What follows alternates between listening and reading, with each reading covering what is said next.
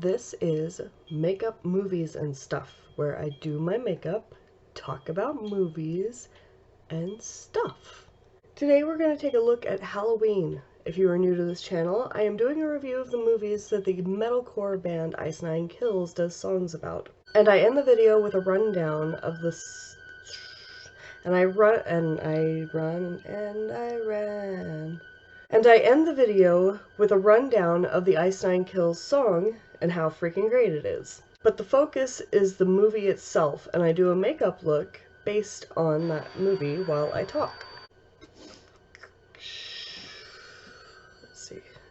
If you have not yet, I highly recommend you check out my last video on Friday the 13th, or my first video, the one that I only have 2 videos. The other one is on Nightmare on Elm Street.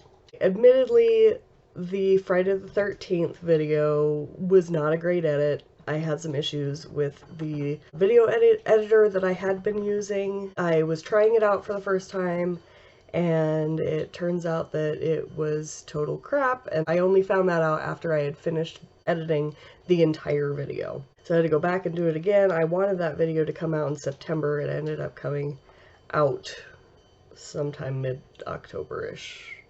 Or no, early October. None of that matters. I have new lights from my friend Susie. I have a new camera and a new microphone, all new setup, thanks to my boyfriend. And then I have been donated several things for my background. I have a pretty black rose here, a bat light that's new, this spider hanging out in my tree, and these leaves. One of them's a Mothman one, and then one's a Trash Panda one, and another one is Skeletor. On top of all of that, I have new hair things. I'm showing them off right now. I have another headband that looks like this. It is white with blood splatters on it too. So I got all this stuff from my sister Kira, who had my icon commissioned. But these hair things are from a place called Thread Lightly. Here's their contact information. They're handmade. And I love them to death. I've been wearing them and using them daily. I do have a confession. There was a screw up on my last video. We were talking about Dawn of the Dead, and I mentioned the vocal cord death. That was from Day of the Dead. Apparently, I had never seen Dawn of the Dead. And I just made Day of the Dead part of that, I guess, several years ago. I actually just went back and rewatched Night, Dawn, Day, and Land this weekend, so that was a little embarrassing. But back to the video that we're doing right now. This is going to be on Halloween, which is a rated R horror movie, so there is going to be language, there is going to be adult matter discussed, and there will be spoilers, because I'm going to do a synopsis of the whole thing and you know, run down what everything means. And now let's get started on track 3 of the Silver Scream album, Stabbing in the Dark, based on the 1978 horror film Halloween, starring Jamie Lee Curtis, Donald Pleasance, and the ever-terrifying Nick Castle.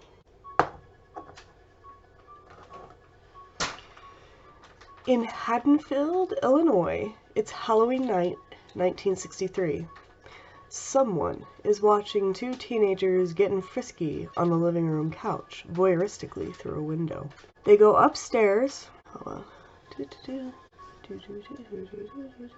Oh gosh, it is hard to do this backwards. Oh, I forgot to mention, I found out that one of my other favorite bands, Ghost, did a song for the end credits of Halloween Kills, and I've been pretty addicted to listening to that lately. It's called Hunter's Moon. I should look it up. Where was I?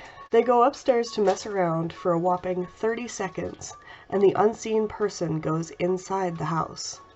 The teen boy leaves. The voyeur goes up the stairs and stabs the teen girl, Judith Myers, to death in her room. As he leaves the house through the front door, it is revealed he is Michael Myers, Judith's 6-year-old brother. Michael is institutionalized in Smith's Grove Sanitarium, not far from Haddonfield, for 15 years. The night before Halloween in 1978, he escapes, prompting his doctor, Samuel Loomis,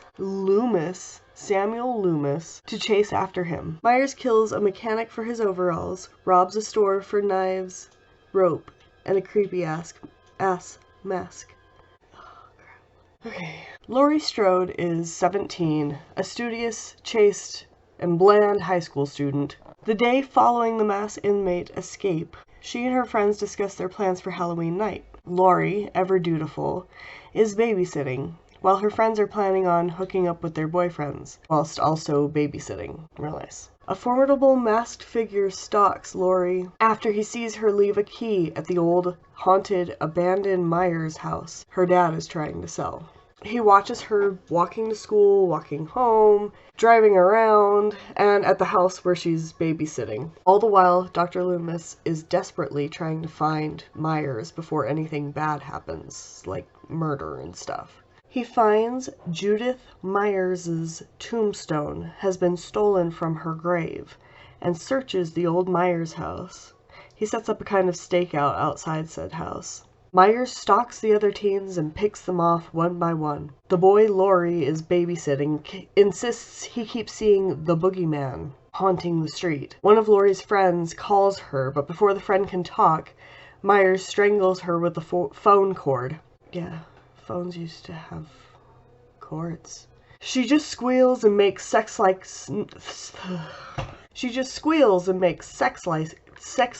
noises as she's being choked, which makes Laurie think her friend is just pranking her. Soon, however, Laurie becomes suspicious of the call and crosses the street to the house where her friend is supposed to be babysitting. There, she finds the bodies of her friends and the friend's boyfriend, and Judith Myers' tombstone. Behind her emerges Myers. Myers attacks her from the dark and chases her out of the house. Laurie goes next door to try and get help and is ignored. She runs back across the street to the house where she's babysitting in order to get away and protect the children. Myers breaks in and Laurie stabs him in the neck with a knitting needle, incapacitating him. Thinking she has actually killed him, she goes upstairs and tells the children to flee to the neighbor's house and call the cops. Behind her emerges Myers. The kids get away, and after a struggle in the bedroom closet, she manages to stab him twice more,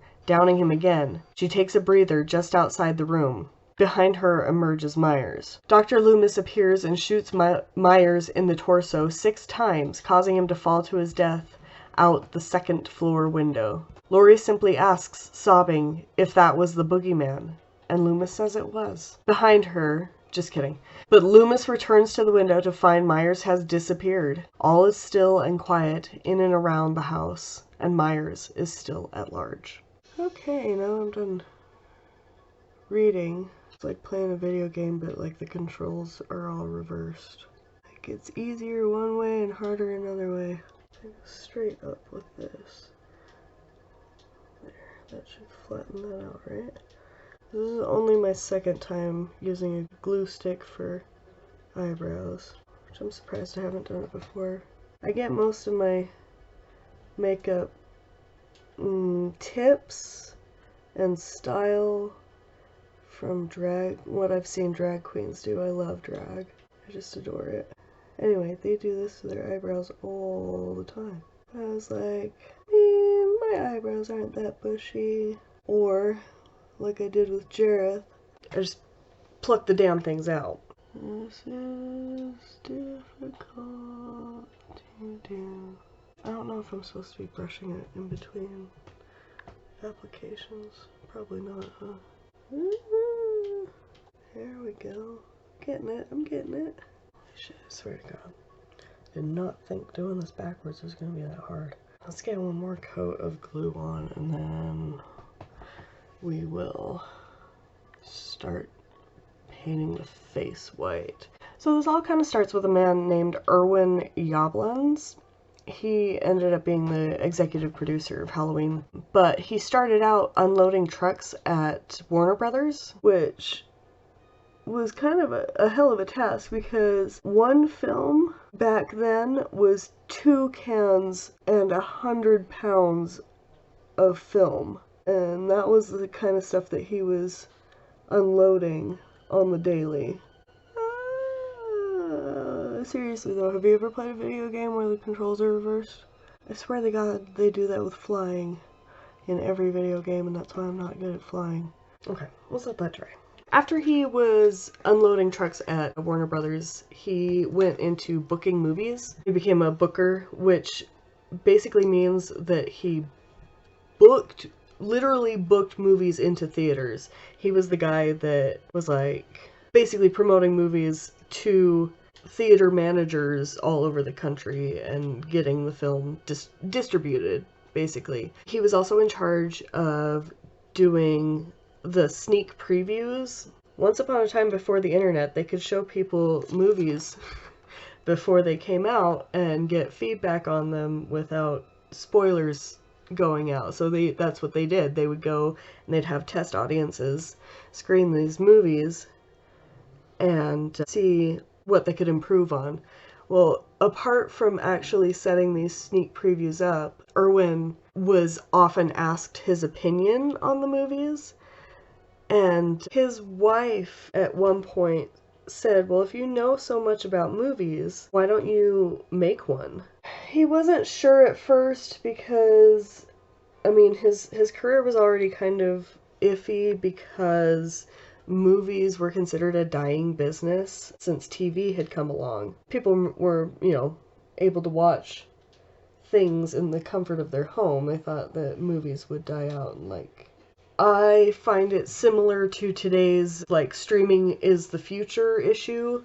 Movie theaters may go away altogether. However, that's what they thought in the 50s as well when drive-ins started, because drive-ins, you could watch the movie from the comfort of your car.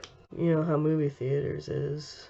You get somebody else's kids kicking the back of your chair and shit like that. But they thought that traditional theaters were going to disappear. So it's all kind of the same issue. It's like a new technology comes around, and it's the biggest thing since sliced bread.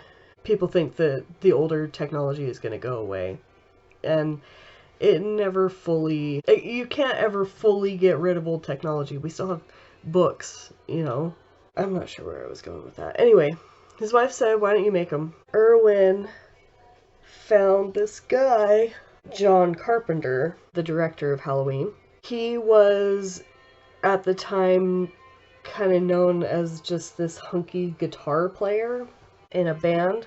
And then he went into movies.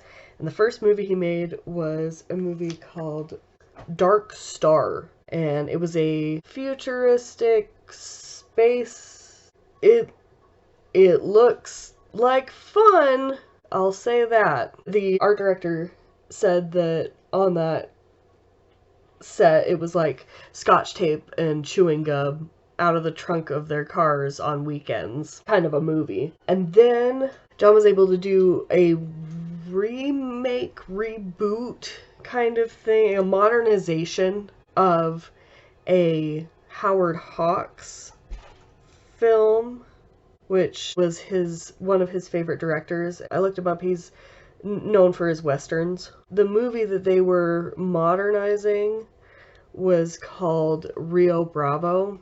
That became their movie, The Siege. That was movie number 2 for Carpenter. It flopped initially. It's about basically a siege on a police station, and it just didn't do well. It was another lower budget film, but I mean, it was action and stuff like that, so. Irwin Yablans, though, he actually saved it. And one of the things he did to save it was he renamed it from The Siege, which is kind of a bland, doesn't say anything title, changed it to Assault on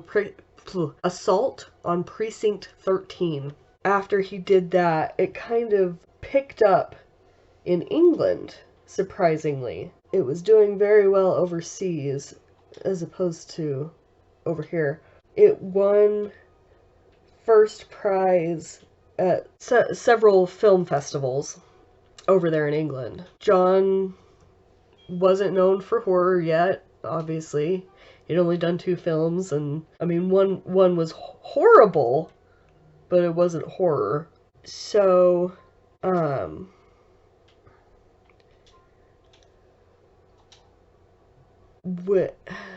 did this kind of out of order. Irwin saw something in Carpenter. He saw a lot of potential, and he asked him for lunch to ask him if he said to himself, I have to make something with John Carpenter, like, right now. So he set up a lunch with him and said, hey, I want you to make this movie. We'll go into kind of the basics of what he had in mind beforehand a little bit later.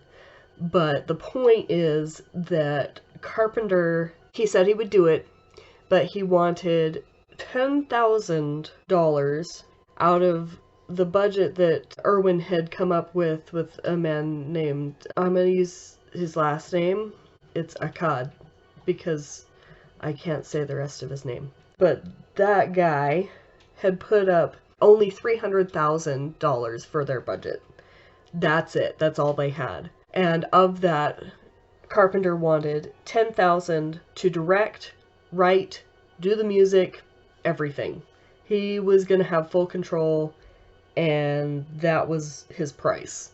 Another thing that he asked for in order to do Halloween was he wanted his name above the title, which was incredibly bold for a novice filmmaker to ask. But they gave it to him. It kind of reminds me, it's almost when The Nightmare Before Christmas came out, Disney didn't really want to be terribly associated with it because of how dark it was. And so they put Tim Burton's name at the head of the title so that it was Tim Burton's Nightmare Before Christmas and not Disney's, which I think is funny because they merch. Look at all the merch I've got back here already. Nightmare stuff, but back then it was a lot for Disney. Okay. So like I said, Irwin said, I have to make something with John Carpenter. They knew 2 things. One was that it was going to be titled Halloween, and it was going to take place on what they says scariest night of the year, Halloween, which Carpenter claims had never been done before. The other thing they knew, well, first off, after that, Carpenter had considered doing a haunted house film, so that kind of played into the writing of Halloween later. The other thing that they had decided was that it was going to be about the stalking and killing of babysitters in a night, specifically Halloween night. Since the dawn of Halloween period, there has been a kind of a fun fact that Halloween was going to be titled The Babysitter Murders, and they decided against that to associate it with the holiday. Irwin denies that it was ever called The Babysitter Murders. He says it was always meant to be Halloween because he wanted that association. Surprisingly, Bob Clark, who directed A Christmas Story, he also directed Black Christmas. He did that before he did Christmas Story. It was kind of a similar vibe to Halloween, but he kind of claims that that was partially inspiration for Halloween, or that he inspired it because Carpenter came to him and asked, if you ever did a sequel to Black Christmas, what would it be? And he said it would be an escaped inmate comes back to the house on Halloween and does the murdery thing all over again. I don't know how much of that is true. It's just what I hear today. The person really to be given credit for writing Halloween was producer Deborah Hill. She was the script supervisor on Dark Star. She wrote Halloween with Carpenter. It was really important to her to emphasize women's role in filmmaking. Like I said, she wrote Halloween, she wrote the basic storyline and the female dialogue and all of that. And then Carpenter added the overtones of evil by writing Loomis's speeches about evil. Loomis's speeches on soullessness, the soullessness of Michael. It took 3 weeks to write.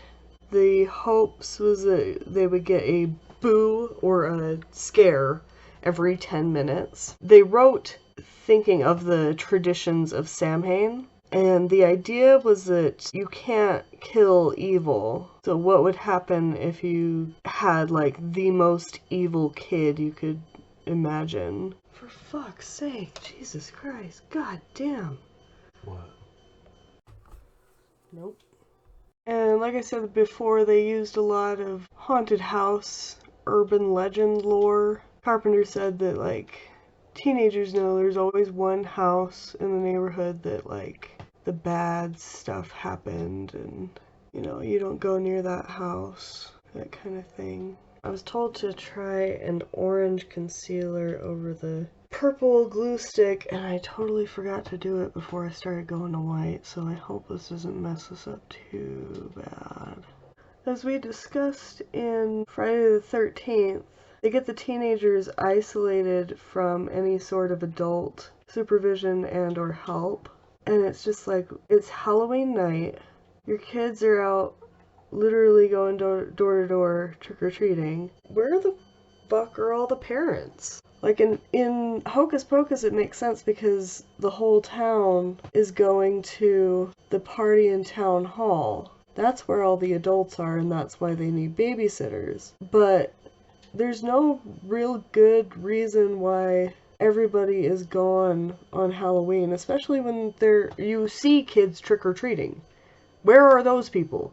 Some critics or film analysts have said that it is a comment on American social values at the time.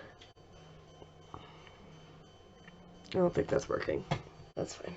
Can I powder this and then go on it with white again? Let's see. Fingers crossed, people. Hey. Hey. Hey.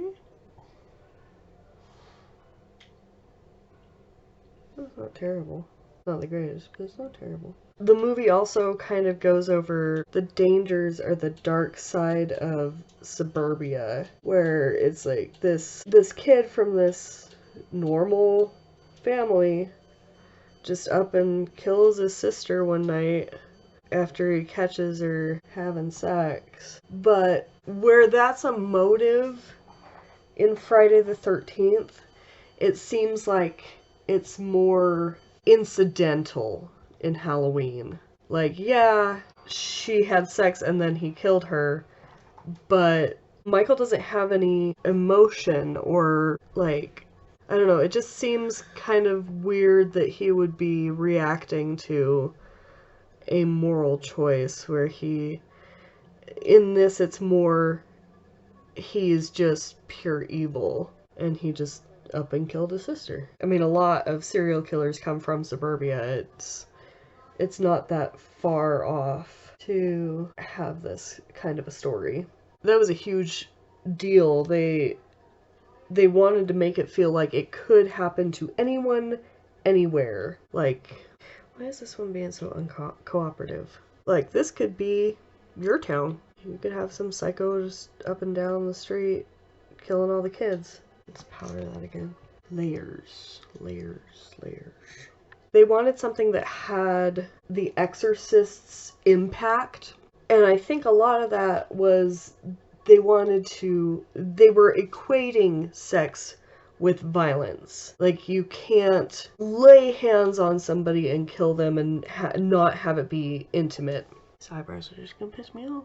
I'm gonna have to get like a putty or something to put over them, because the glue helps stick them down. Maybe I just didn't use enough layers of glue. Just pretend like It's working. Don't tell anybody. Lots of feminist, I guess, film analysts as well say that the slasher film, as basically created by Halloween, uses women in the same way that hardcore porn does. However, it did also initiate the idea of the final girl, which is a huge deal. They've also said that at the very end, they are fighting Laurie and Michael, and he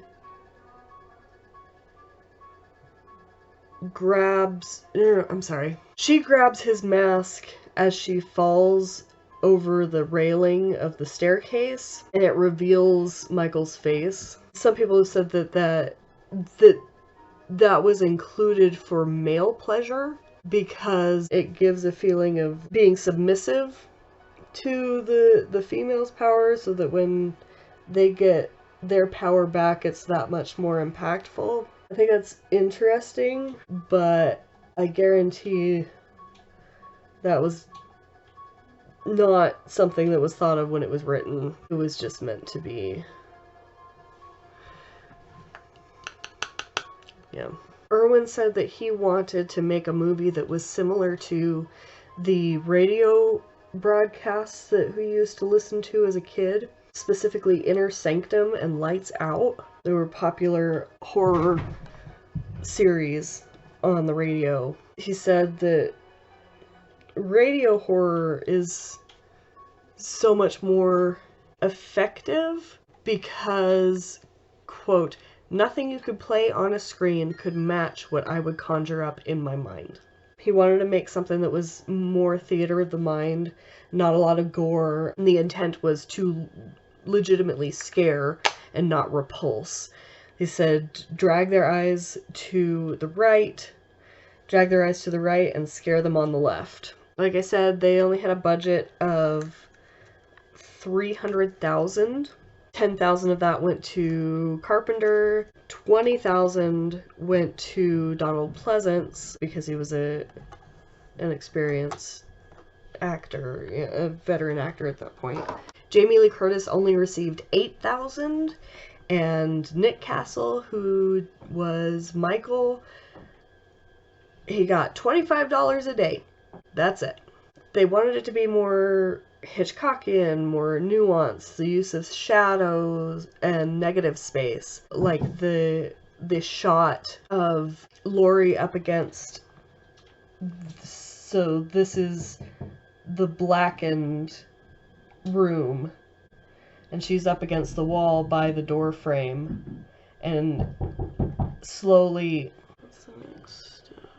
We'll just keep layering. But there's the shot of Laurie against the door jamb, and like, this is the blackened out room, and she is stressing out against it, and slowly they put a light on a dimmer on the masked face behind her, so that it would look like your eyes were getting adjusted to the dark and you could finally see him.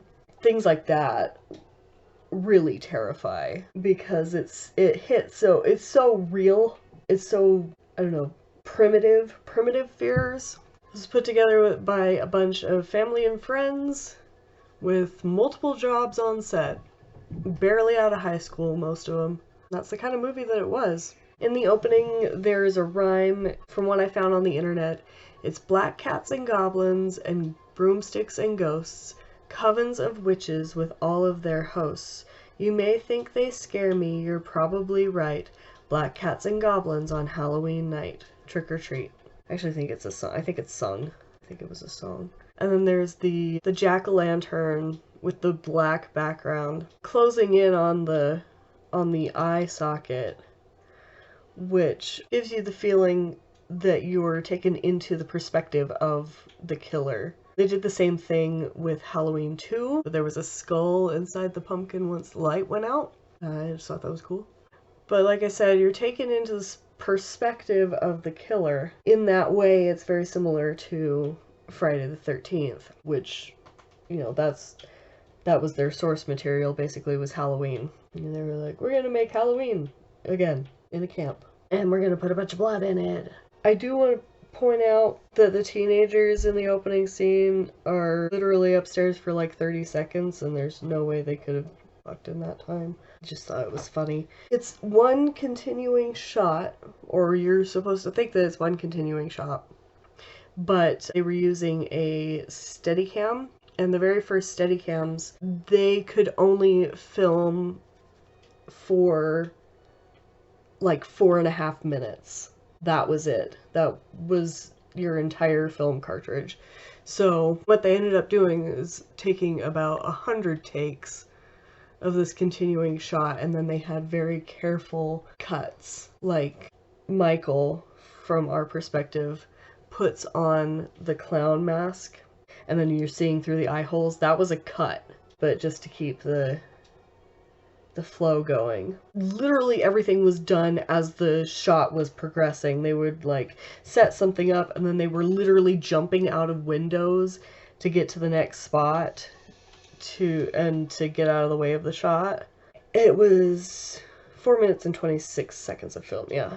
And that opening scene was the last scene shot. Will Sandin played Michael in that part. You're just really not gonna cover up, are you? We have ways of making you do what I want. Cream.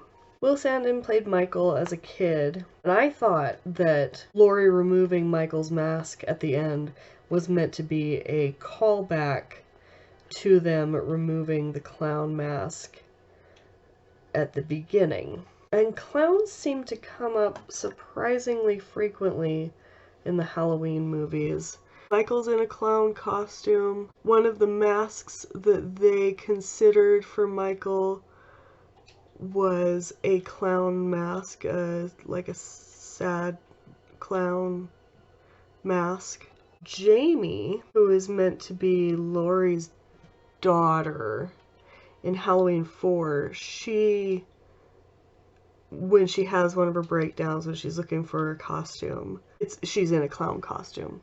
So I just thought that was interesting. I hate clowns. Let's talk a little bit about Mr. Michael Myers. He was called the Shape in the script.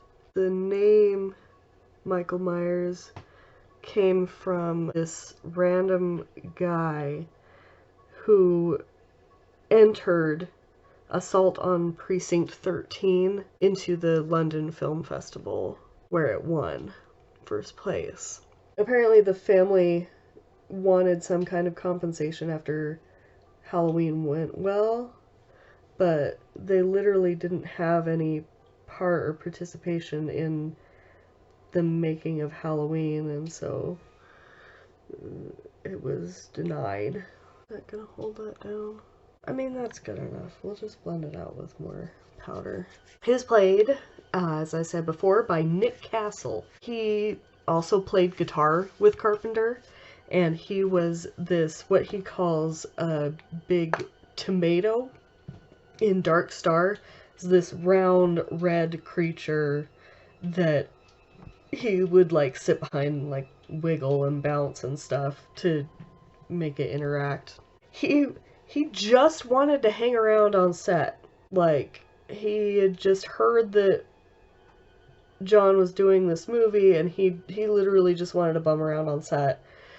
And then Carpenter was like, well, if you're just gonna screw around, might as well have you doing something. So they put the mask on him and made him walk around. So that's what he basically ended up doing, was just hanging out on set. Somebody said that his father was a dancer / choreographer, and that's why Michael has such a great, scary gait, because he like understood the character. But Nick himself denies that that had anything to do with it. He said once he had done the shot where he pins the kid up on the door, I think his name is Bob, and he's standing there, and then he like tilts his head like that, and when Nick saw the dailies, he was like, oh, that's cool, he's admiring his work, and John had told him to do that, And he was like, it looks so cool, I'm just gonna do whatever John says. Don't act. Butterfly collection, what does that mean? Alright, I'm gonna skip it. I don't know what that meant, but oh. Unmasked Myers, though, is not Nick Castle. It was a guy named Tony Moran. His sister Erin was Joni Cunningham in Happy Days. So, like, Joni Loves Chachi, like that Joni. And he was paid $250 for his one appearance as Unmasked Michael. Tommy Lee Wallace, who was the art director, found the mask for Michael at a magic shop on, I think, Hollywood Boulevard. He grabbed it and a clown mask, as I said, to see which one they liked better. He got the blank face with human features was the Captain Kirk mask that was hanging there. He bought it for $1.98. You know, I mean, I could see Shatner being scary. He's kind of a douche. I met him one time at FanX here in Utah. He was like, nice costume. And it was like,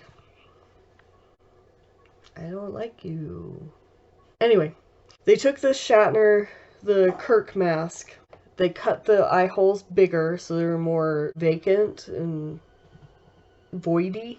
I shaved off the eyebrows. That's what I should have done. I should have just shaved them off. Shaved off the sideburns and then painted bluish white on the mask and darkened the hair. And the one that Loomis refers to, the pure evil look, came from a boy who was an inmate at basically at an insane asylum that Carpenter went to in college. The boy was an inmate at institution in Kentucky that Carpenter went to in college, and he was in some of the most serious area of the complex. He said that he possessed a blank schizophrenic stare.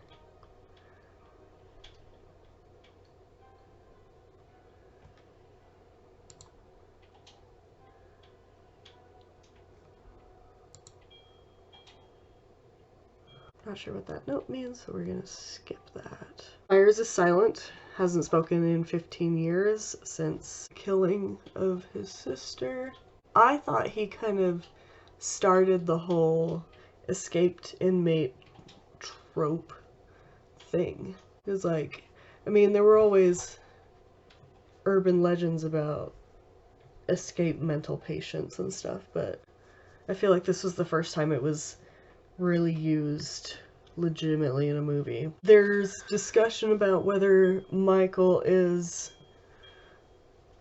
fate or evil incarnate. There's a scene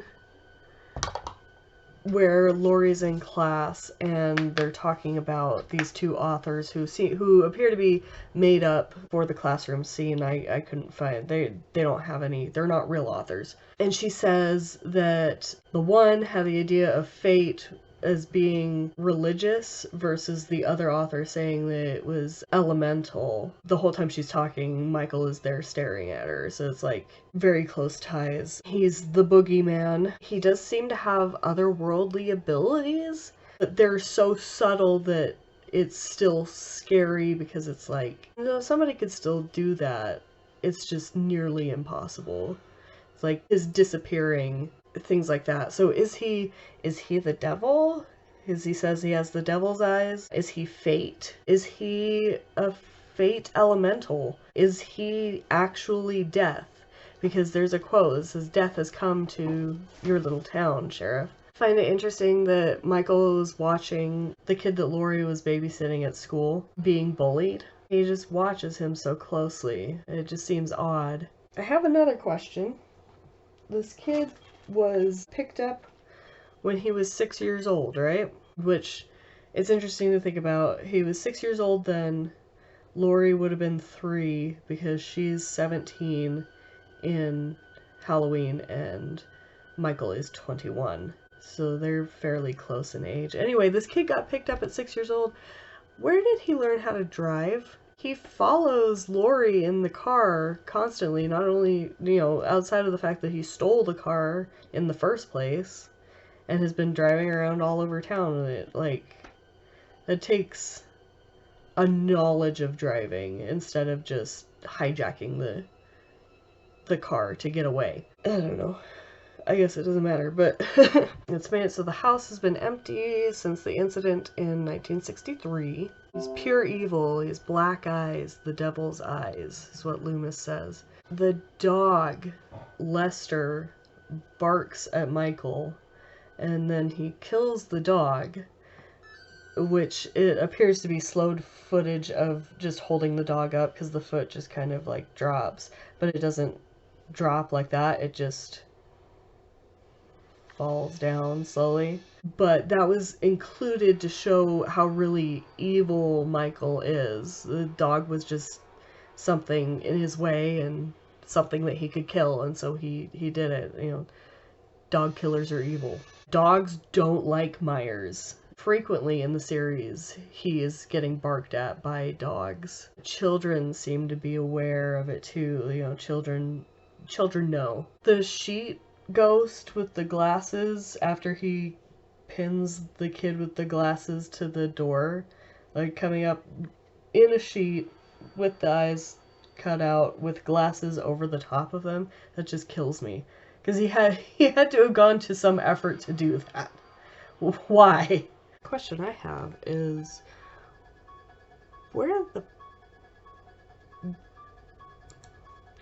was he keeping that tombstone? The coveralls have those massive pockets where you just like stick your arm in and like it disappears. You know, the really nice, the men's pants that do that. I wonder about the end where they're doing the fight in the closet. I wonder if he's like screwing with her. Hold on, let me get this pumpkin going before I go further. The idea is to do the Halloween poster in the corner of the eye. I tried doing it over the black when I first practiced this on my TikTok. It didn't turn out quite like I wanted it to, so I'm trying it on the white first, and then I'll go around it in black to outline it. Doing this backwards is a challenge. I can definitely see everything clearer, but controls are backwards. Why does it keep on drifting? Why does it keep on drifting? Why does it keep wanting to drift?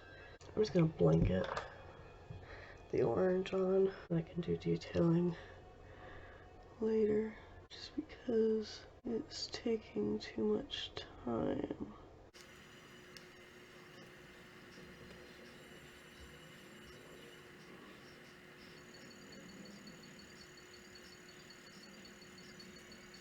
I can be talking while I'm doing this, sorry. I wonder if, was he just screwing with her in the closet fight?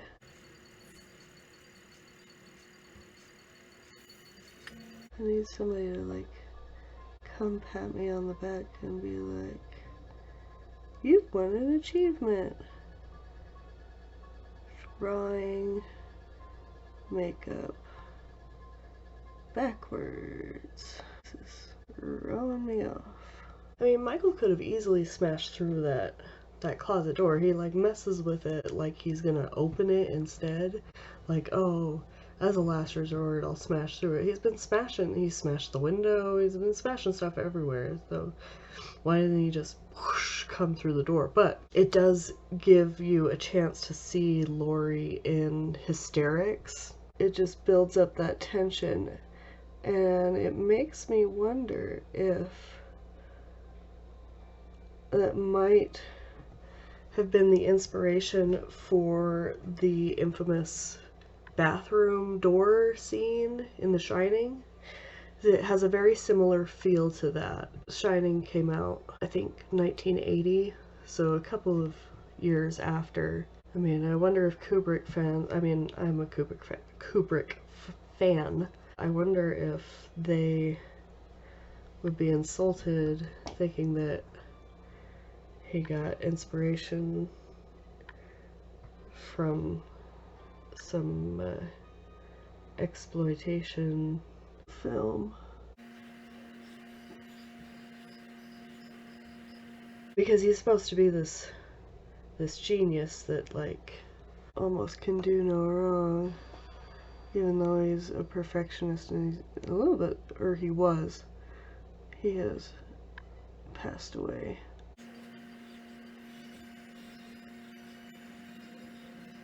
I don't think it's ever been this difficult before.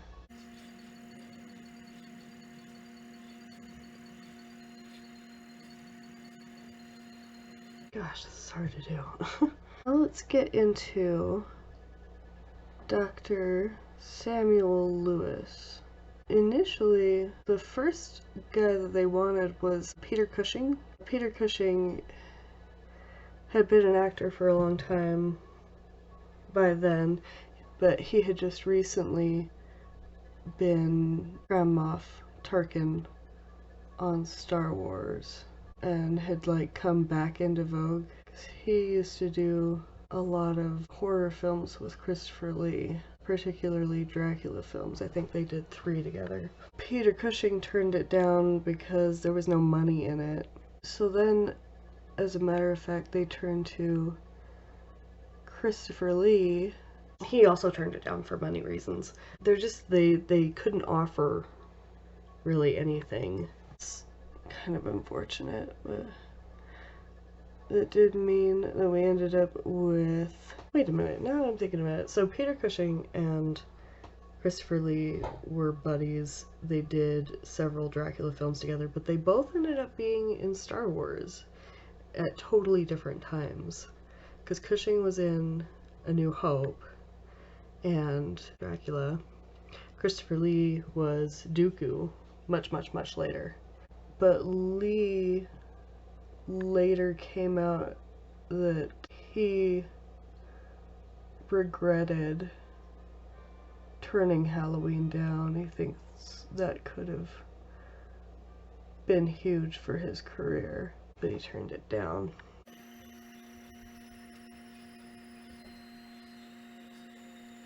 I'm having to, like,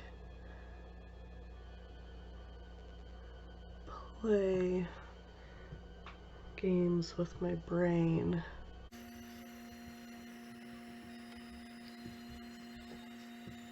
Oh my god, this is so complicated. But then Irwin saw a movie called Will Penny with Charlton Heston in it, and saw Donald Pleasance as kind of this psychopath in this Western, which was actually pretty different from the kind of stuff that he used to play, or that he usually played. And, I mean, it ended up being quite different from what they hired him to play. He agreed to do Halloween because his daughter, who was, I think, a guitarist, loved the theme, the musical theme from Assault on Precinct 13, actually. Donald Pleasance thought that the movie was beneath him. He is quoted as calling it overwritten. Apparently, he gave it his best anyway. He drank a lot of wine on set, and at one point he berated Carpenter. They got through it, and he must have changed his mind enough to do Halloween 2 3 years later, and then Halloween 4, and then Halloween 5, and then Halloween 6, and then Halloween Kills, even. Loomis seems to take on responsibility for Myers and his escape. That just seems to be a carrying on sort of part of his character. It makes it so he almost turns, like, raving mad in Halloween 2. And if you ever forget how many times Loomis shot Myers in the first movie, just watch the second movie and Loomis will say it approximately 40 different times, over and over again. Oh my god. How hard could this possibly be? Oh my god. And it's one of Loomis's quotes that became the tagline for the movie. The tagline is "The night he came home." And that is what Loomis says when they find that the tombstone is gone.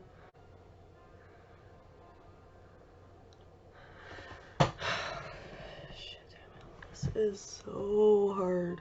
And now, let's get into Miss Laurie Strode.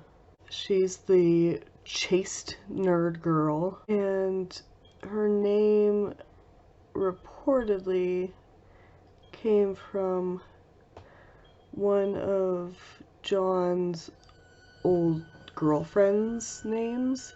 I can do this. I can do this.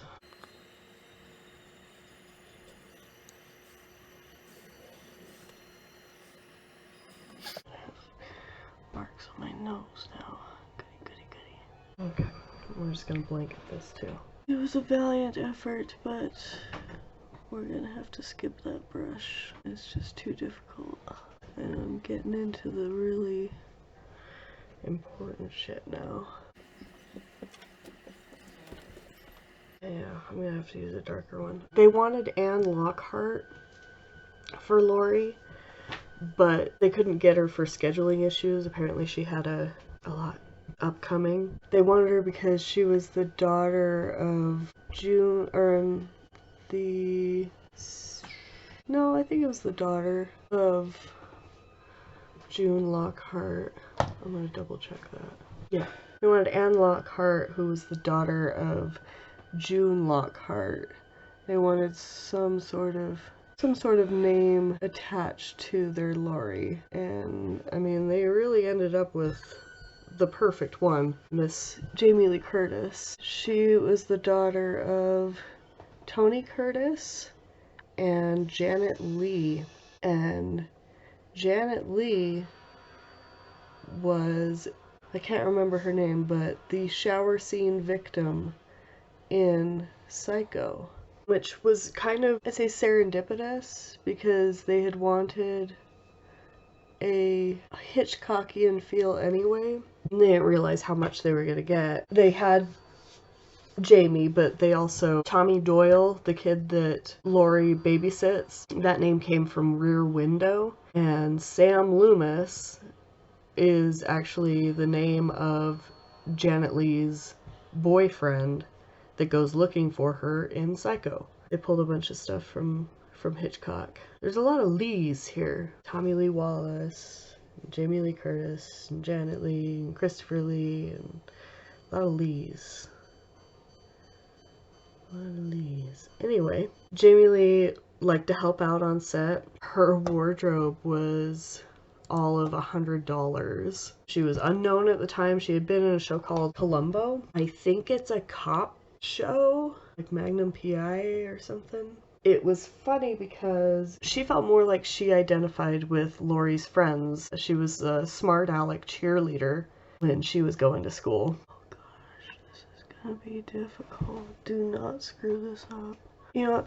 I love you all, but I'm gonna do this in a real mirror and come back. That's the wrong mouse.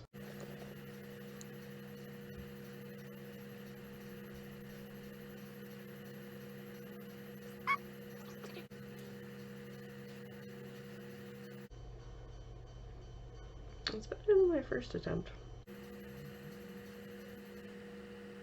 Part of the problem is I flipped it and I did it on the wrong side because I wasn't paying attention, because this camera's throwing me off. Still a really good camera though. Because they filmed Halloween out of order,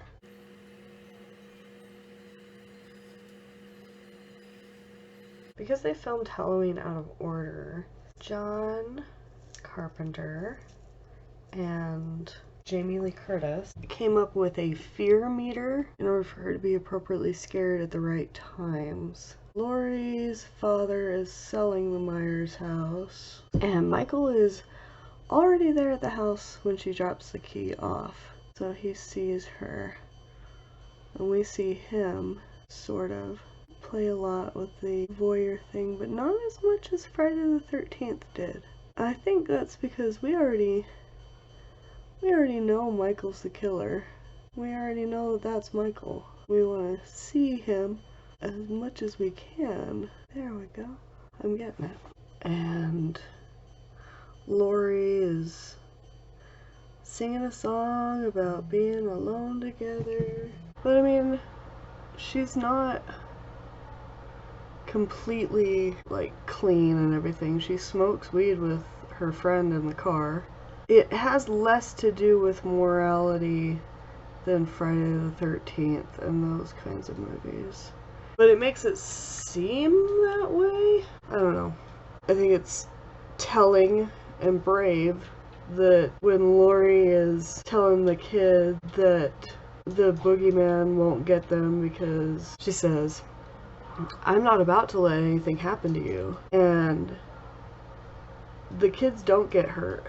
They get away without getting hurt at all. I love Lori's outfit, especially her pants. And I think it's smart her going door to door looking for help, screaming as loud as she can, making sure she's being heard.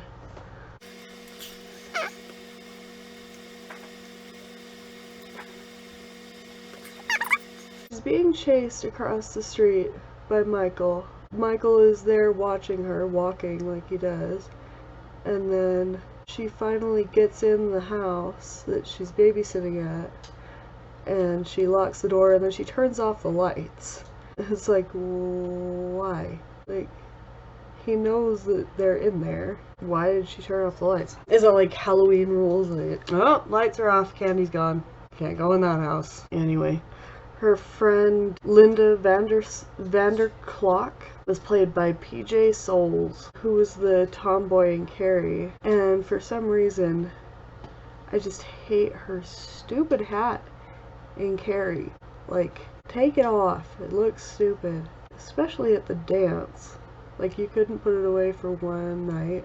That ugly ass hat. Oh. She was also in Boy in the Plastic Bubble, which is a John Travolta movie about a kid that is like allergic to everything. It's just like totally immunodeficient, and so he has to live in a plastic bubble. I think it's based on a true story, if I remember right. It's a pretty cute movie. Pretty good. And she was, at the time, married to Dennis Quaid, who almost got the part of Bob, the kid that gets pinned to the door. Oh, I just realized that same thing happened in Friday the 13th. They pinned the kid to the door. So they did take little homages in Friday the 13th. I'm so close to getting this done. But Linda says totally 11 times in the movie.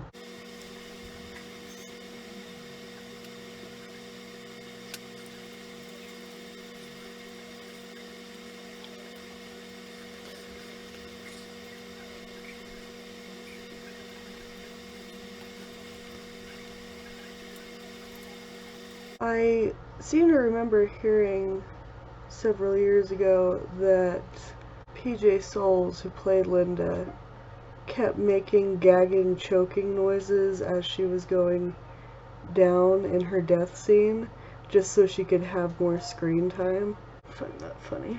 Sounds like something I would do. It's turning out. It's working, I think. I don't exactly want raccoon eyes. I'm not going for raccoon eyes. Like Beetlejuice style. I just want voids. Lori's other friend, Annie Brackett, is the cop's daughter. She was played by She was played by Nancy Loomis. No relation, obviously. She's now Nancy Keys, or Keyes. She was engaged to Tommy Lee Wallace, the art director. She was also in Assault on Precinct 13. Some of her lines are interesting, you know. She says speed kills, which I find funny because Michael is such a slow-moving character, but he's always like instantly there. She says of Myers, he wants to take you out tonight, which he kind of does. When Annie is changing after she gets something spilled all over her, she's not wearing a bra. I mean, it's the 70s, of course not. She's not wearing a bra. Once they got to the editing, they wanted all the suspense to, they likened it to a rubber band, where they're like, how far can you stretch the rubber band? How far can you stretch the tension before you know that the action is about to take place, like something's gotta give. Right at the beginning, when Myers is stealing the cop car, or whatever it is, it's the car, you can see the wrench that they used to break open the window just taped to the guy's hand. Some other things, it was filmed in California in the springtime, or in May, so like almost summer. They only had 3 pumpkins, and they had to reuse artificial fallen leaves for all the scenes outside. They managed to do the broken pumpkin in 1 take, luckily, because they only had 3. You can see palm trees a couple of times in the outside shots, but it's funny because I have to trick my brain into going the other way. Sorry. The opening while they're walking to school, it's like dry, even though it has been raining through the entire night in the nearby city. And then all of a sudden, as Laurie's getting home, it's like all rainy wet everywhere. I think it doesn't make sense, but it's fine. There's the whole thing of the phone ringing and nobody answering, and then the immediate call back as soon as they hang up, which was later used for stuff like When a Stranger Calls and obviously Scream. The kids are watching The Thing on the TV, which John Carpenter later remade with Kurt Russell. The car that was stolen by Myers, it was from the Illinois government, and they rented it for 2 weeks. Then it went up on auction, where a guy bought it and put it in a barn for like decades, but it has since been bought from that owner and restored. So good news for the car. The music. In the credits it says that the music is done by Bowling Green Orchestra, which I think that's in Kentucky, I think that's where Carpenter is from, but the Bowling Green Orchestra is just John Carpenter. Like he did it all the music. And it's just a simple riff repeated over and over at a 10/8 time signature, but it never repeats the same. It keeps, like, it goes discordant for a moment when Michael is in the car and Annie yells at him and he brakes, and then it goes really, like, a lot faster in a couple of suspenseful parts, so it's the bass line, but it's not everything.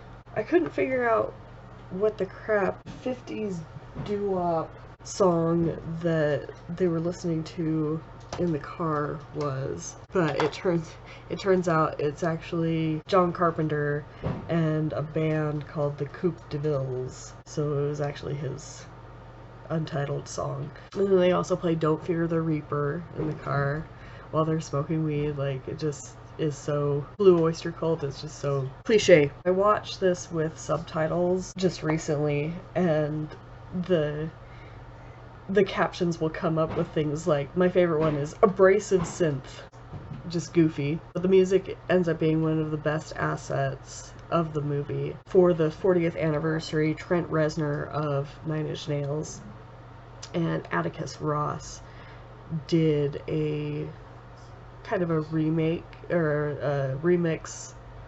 No, I think they remade the theme for the anniversary. The ending of the movie, I love the last lines about the boogeyman. Was that the boogeyman? As a matter of fact, it was. Closing shots were of the empty house and the empty outside and everything were taken from scraps of in-between shots, because they didn't take any establishing shots. It was Tommy that did that. There's this slow, gradual building up of his breathing, this Vader breathing thing, and it shows that he's still alive. That'll work. Okay. Mom. But all of that, the Michael disappearing and then him Vader breathing at the end, is all supposed to give the audience a scare after they've gone home, after they've left the theater. The studios didn't want horror at the time, the big studios, so what they did in order to release it was they opened it in an AMC in Kansas City on October 24th of 78. Just real quietly, one little theater. They had test screened it for college kids. There's this part where Laurie is fighting at the end and she keeps dropping the knife, and at one point one of the college kids just yelled at her, "You deserve to die." It blew up exponentially just from word of mouth, and it ended up running for 2 months, which is a huge deal because, like, home video wasn't really a thing yet. I knew that they could air it on the TV, and it ended up making $70 million, which made it one of the most successful indie films. There was a 35th anniversary re-release in October of 2013. Other than that, they did eventually air it on TV, but they filmed extra scenes in order to fill the 2-hour time slot. They were able to do that because they were filming Halloween 2 at the time. One of the scenes was of Loomis with young Myers. There was a carving in the wall of the cell or something that says sister, which in Halloween 2 it's established that Laurie is also Michael's sister along with Judith, and she got taken in by a different family and not told this. In Halloween, the remake that just came out that goes with kills and ends, she is more his obsession. They kind of dropped the sister thing. But anyway, there's a scene where they're like arguing over a blouse of Laurie's. Jamie Lee Curtis had her hair up in a towel because it was so much shorter than when they filmed the initial movie. They thought that they had found the footage from the TV release, but it ended up just being footage, no sound, so that media is still technically lost. Critics are usually not receptive to horror films. They're pretty dismissive of them in general anyway. And Halloween got panned for being kind of just a campy slasher movie, but Roger Ebert, very famous film historian and film critic, he gave it such high praise that it's now considered a classic. It has a 96% on Rotten Tomatoes, which is incredible for a horror movie. There have been 6 sequels, or 3 sequels if you count the retcon most recent series that came out. They get rid of everything from 2 on, and there has been a reboot, a legitimate reboot. The reboot was done by Rob Zombie and it did not do well. There was a Halloween and a Halloween 2 that he made. Neither of those did very well. So there are technically 6 sequels, but number 3, Halloween 3, is not about Myers. It's about a toy maker who makes masks for Halloween that end up being cursed. They're evil masks, which sounds totally bizarre. Like, why would they go from Michael to this random story? Well, once they decided that they were going to do sequels, they had wanted to make Halloween an anthology series where it was just evil things that happened on Halloween night in various, places and times. So it was never meant to be all Michael all the time, but 3 did so poorly that they never made that mistake again. They went right back to Michael in 4, 5, and 6, which were filmed in various places in northern Utah where I live. All the way down to Provo, though. Just that northern blob. That little, how it has the little T up top, and then the rest of it is a square. The little square up there, a lot of that area. So there was a novelization. It had a lot of continuity errors, and it actually went out of print at one point. There was also a video game that was made, but it was very cheaply put together. In fact, the only thing that was the same between the game and the movie was that babysitters were being stalked and killed. But it was very cheaply made, and it did not do well. And now for the Ice Nine Kills bit. I'm going to read the lyrics really quickly. I'm going to break it down as I read through the lyrics. I'll read through it once, all the way through, and then break it down, go through it again. It seems like that would be easier than trying to put categories together, which is what I've done with the other videos, if that makes sense. Anyway, in calculated silence, captivated by the violence I replay 15 years ago today. Oh, an evil evolution will bring a feeble institution to its knees. Oh, doctor, can't you see that when the hands of fate fall on the midnight hour, behind this mask of hate, I don the devil's power.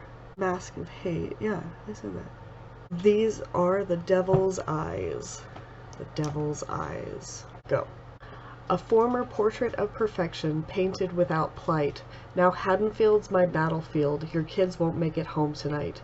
With a madness void of reason, I kill with every strike. I'll haunt you day after day, knife after knife. Day after day, knife after knife, taking life after life. When the hands of fate fall on the midnight hour, behind this mask of hate, I don the devil's power. If there's life in the shadows, let the knife leave its mark. When the certainty of safety feels like stabbing in the dark. You'll learn a heartless human harvest feeds this festival of flesh. Stalking at the top, scream of the crop, a silent cut above the rest. Where the blood's thicker than water, I've carved up quite a scene, with your worst fears carved on this white veneer. I'll change the face of Halloween. You can't kill the boogeyman. And then the chorus, and then there is a dialogue piece that is meant to be like dispatch. It says, all units respond. Multiple fatalities reported on Orange Grove Ave. Suspect has been identified as one Michael Myers. He is armed and extremely dangerous. Shoot to kill. I repeat, shoot to kill. Over. Then it goes back to the song, I am a shadow where there once was light, strangling all signs of life. It's either you or some kid down the street. The choice is yours. Trick or fucking treat. In calculated silence, Michael is silent. Captivated by the violence I replay 15 years ago today when he killed his sister. Oh, doctor, can't you see? Talking about Dr. Loomis. Behind this mask of hate, referring to the white mask. These are the devil's eyes, like Loomis says. Former portrait of perfection, painted without plight. I think that refers to the way his family was seen before the incident. I'm sure they were well-to-do, because it's a really nice house. But Haddonfield, madness void of reason, knife after knife. If there's life in the shadows, let the knife leave its mark. When the certainty of safety feels like stabbing in the dark. Just very reminiscent of that scene where he, you know, you don't see him and then you do see him. Where blood's thicker than water. I'm sure it's referring to the sister thing. With your worst fears carved on this white veneer, the mask again. And you can't kill the boogeyman. Orange Grove Ave. They come out as a Michael Myers. I am a shadow where there once was light. Strangling all signs of life, so when the phone cord gets used as a weapon. And yeah, that's what I have for Halloween. I hope you enjoyed it. It was a little more scatterbrained this time than I was expecting, but definitely better than the last one. I hope to have this out by Halloween, so happy Halloween. And I hope to see you next time in November for the Texas Chainsaw Massacre. Bye-bye.